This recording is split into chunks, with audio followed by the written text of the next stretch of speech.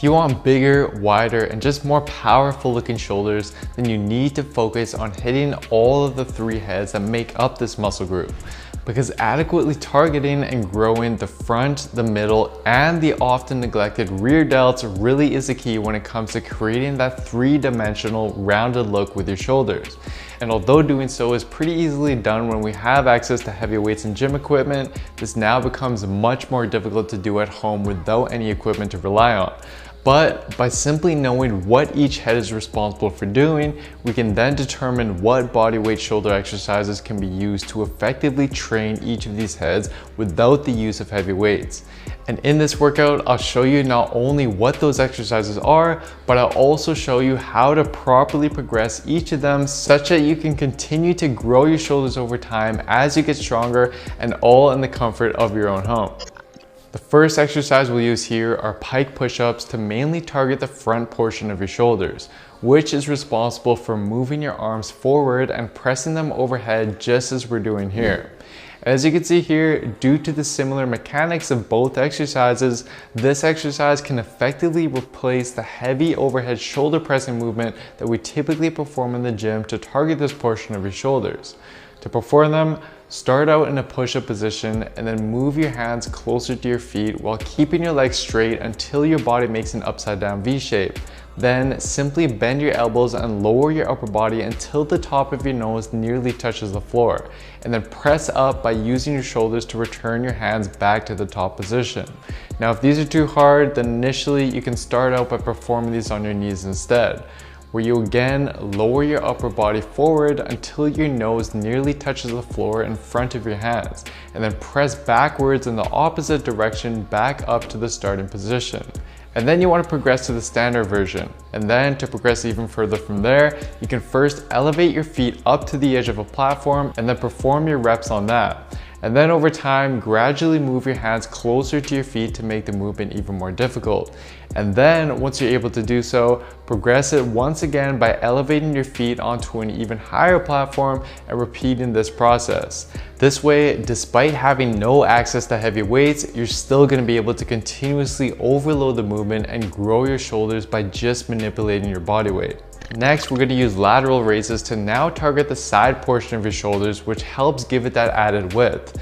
Now, this head of the delt is mainly responsible for shoulder abduction, or in other words, just raising your arms out to the side. But given that we don't have weights to perform traditional lateral raises with, we can compromise by using our body weight instead. So here, you want to lay your forearm against a cloth or towel placed on a smooth wall or the edge of a door frame. Take a small step to the side of the wall and then lean your body against it.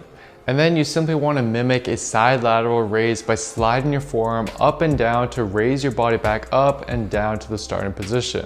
To make these easier, you can initially stand closer to the wall and use less of a lean. And then over time, as you get stronger, you want to gradually move further away from the wall and lean your body to a greater degree so that your side delts are now lifting a greater proportion of your body weight. You can also lengthen the lever to increase the difficulty as well by simply straightening your arm and performing the lateral raise like so. Next, it's time to shift our emphasis onto the rear delts, which function to help pull the arm back behind the body and gives our shoulders that rounded 3D look that we're after, yet are unfortunately quite a difficult muscle to train at home.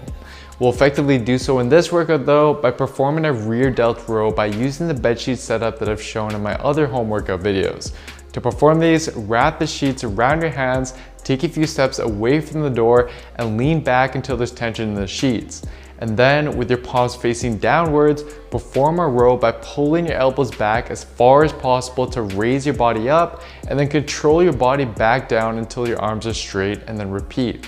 However, as you row, you want to keep your elbows high up at shoulder height, as this helps biomechanically minimize the involvement of the lats and instead shifts more of the tension onto the rear delts. You can start with your feet further away from the door and then gradually move your feet closer and closer to the door over time, just to continue progressing it as you get stronger. If you don't have the bedsheet set up handy though, then an alternative is to perform the same rowing movement but in between the end of a hallway or a doorway. Here, you can just grab onto the edges of the wall or door frame and then pull using the same rowing motion, and again, keeping those elbows high. Lastly, we'll finish off the workout with a little more rear delt isolation by using the rear delt fly. Here, you want to again use the bedsheet setup, but this time you'll straighten your arms out in front of you with your palms inwards facing each other. And then raise your body up by pulling your arms out to your sides. Hold the end position for a second or two to intensify the contraction of the rear delts, and then return to the start position and repeat.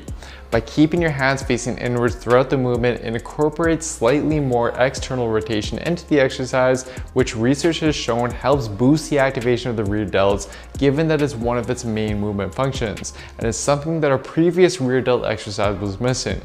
I suggest first starting these out with a split stance and using your back leg to assist you on the way up, and then progress it by moving your feet together, and then progress even further by simply bringing your feet closer to the door, just as we did in the last exercise. Now, if you don't have access to bed sheets for this, a viable alternative here are rear delt holds with external rotation, where you lay down on your stomach and then simply raise your arms back behind your body while twisting your arms outwards such that your thumbs are now facing more towards the ceiling at the end position. Hold this for a few seconds before you come down and then perform another rep. This does effectively incorporate the various movement functions of the rear delts, but obviously it becomes problematic to overload with weight as you get stronger. But as a compromise, I suggest using a combination of holding that end position for a longer pause, adding an additional load by using a band, or even holding onto weights like water bottles, for example, just to ensure that you're still progressing over time. So to sum the video up, here is what your home shoulder workout could look like. Now, this can be performed all in one as a shoulder workout on its own, but I'd recommend instead splitting the exercises up into at least 2 days throughout the week by using an upper-lower split, for example, in order to better manage the training volume and frequency. As for reps, ideally you want to use a rep range of roughly 10 to 15 reps per set, but worry less about the rep range and instead focus on taking each set of the workout either to failure or a rep or two short of failure in order to maximize growth despite having no access to heavy weights. And then once you can perform more than roughly 30 reps per set in any of the exercises, you want to then progress to a harder variation that is provided for each movement in order to continue maximizing growth over time. But by executing and progressing this workout properly over time as you get stronger, you'll be able to build your shoulders in the comfort of your own home without the need for heavy weights. Just keep in mind though that that's just one piece of the puzzle, because pairing your workouts with the right nutrition plan is essential when it comes to seeing results and packing on size.